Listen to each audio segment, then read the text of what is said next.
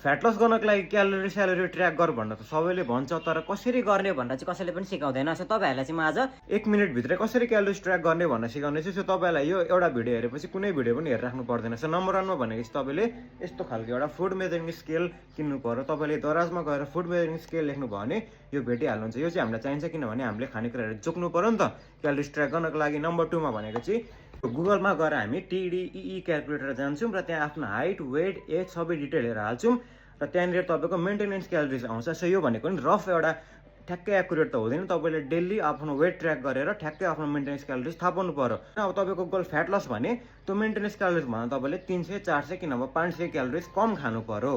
Number 3 मा भनेको अब कुन खानेकुरामा कति क्यालोरिज हुन्छ भनेर कसरी थाहा पाउने त? त्यसको लागि चाहिँ तपाईँले एउटा क्यालोरी ट्र्याक गर्ने एप डाउनलोड गर्नु पर्यो। जस्तै यो एउटा माई फिटनेस पाल भन्ने एप हुन्छ।